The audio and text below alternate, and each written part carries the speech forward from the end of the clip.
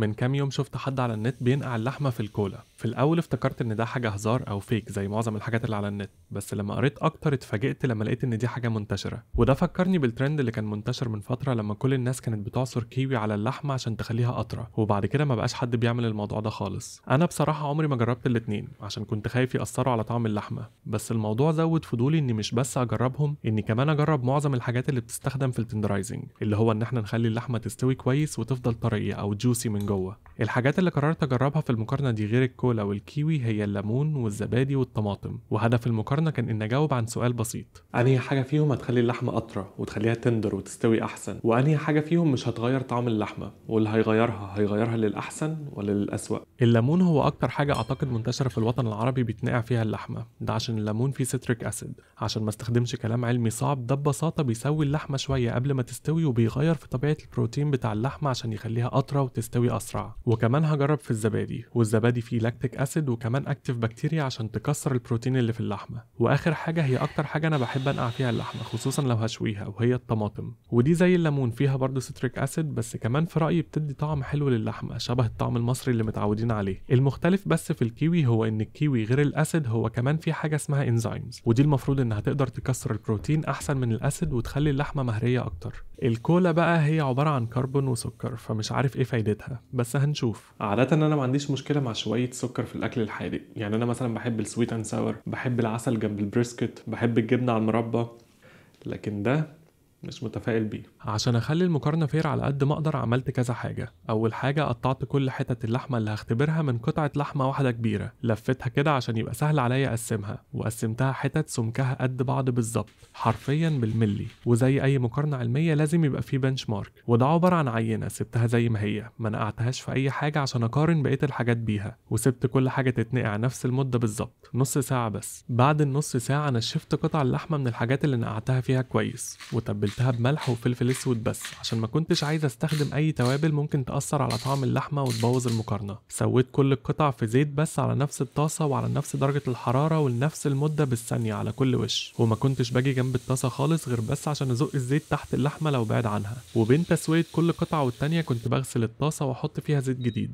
الحاجة اللي لاحظتها وانا بسويهم هو ان اللي كانت منقوعة في الكولا لون الفاتس اللي فيها غمق شوية وما بقاش ابيض زي الطبيعي، وكمان ريحتها وهي بتستوي كانت غريبة، مش وحشة بس غريبة مش متعود عليها. ده كان شكلهم كلهم بعد التسوية. اللي لاحظته من الشكل هو ان احسن واحدة فيهم هي البنش مارك اللي ما نقعتهاش في اي حاجة، لونها حلو وعاملة كراست كويس ومتساوي عليها. اللي كانت منقوعة في الكولا لونها كان قريب من انها تبقى محروقة، وده خلاني بصراحة اشيلها 20 ثانية بدري عن الباقي، واعتقد ده طبيعي عشان السكر اللي في الكولا اكيد اتكرمل بسرعة وخلاها تتحرق كده. المنقوعة في الكيوي كانت مهرية جدا، كان باين انها ممكن تتقطع لو حركتها بس من مكانها. الليمون والطماطم والزبادي ما كانش فيهم حاجة مميزة غير بس اني حسيت اللي كانت منقوعة في الطماطم ما وصلتش لنفس درجة السوى اللي الباقي وصل لها. وكده جه وقت الأهم مقارنة في أي أكل، مقارنة الطعم. بدأت بالبنش مارك وكنت برجع لها بين كل واحدة والتانية، وطبعا كنت بشرب مية بينهم وبسجل كل النوتس ودقتهم بالترتيب اللي أنا سويتهم بيه. المنقوعة في الكيوي كان طعمها حلو، كان فيها هنت خفيف جدا كيوي بس ما كانش مأثر على الطعم خالص، ده غير انها كانت مهرية ومستوية كويس جدا جدا بس مش طرية زيادة عن اللزوم. وما اقدرش اقول انها كانت جوسي، هي كانت دراي شوية بس ده كان معوضه قد ايه هي مهرية ومستوية كويس. واللي في الكولا بقى فاجئتني، رغم ان الكولا مليانة سكر الا انها ما كانتش مسكرة قوي، طعم السكر كان خفيف جدا وما كانش مبوظها، وما كانتش مستوية جدا ولا مهرية زي الكيوي بس كانت مستوية كويس وطرية شوية. المشكلة الوحيدة كانت في الكرملة اللي من بره، كان طعمها محروق شوية. اللي في الليمون كانت جوسي اكتر من اللي فاتوا، بس ده عشان هي ما وصلتش لنفس درجة السوى اللي هما وصلوا لها، وطعم الليمون كان قوي وواضح فيها، وده ما كانش لايق على طريقة التسوية اللي شبه الستيك دي. ممكن يبقى كويس لما اعمل مشويات بستايل لبناني، لكن غير كده ما اعتقدش انه هيبقى حلو قوي. اللي في الزبادي كانت اطرى واحدة من جوه وكانت مستوية كويس، بس ما كانتش بتقع من على الشوكة زي اللي كانت منقوعة في الكيوي، وطعم الزبادي ما كانش مغير قوي طعم اللحمة. واخيرا اللي في عصير الطماطم كانت اكتر واحدة جوسي، بس ده عشان هي اقل واحدة فيهم استوت وفضلت ميديوم مش ويل دان زي الباقي، وهي دي الدرجة اللي انا بحبها في الستيك. طعمها كان حلو، طعم الطماطم هو الطعم اللي احنا كمصريين متعودين عليه في اللحمة، بس ما كانتش مهرية زي الباقي.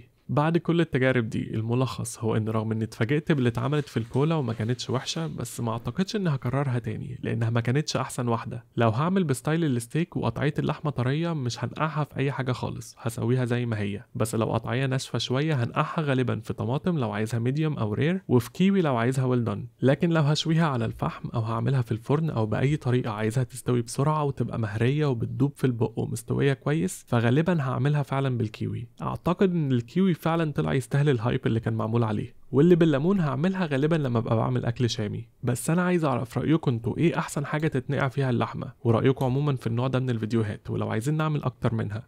ولو وصلتوا للنقطه دي في الفيديو، شكرا جدا عشان بتتفرجوا للاخر.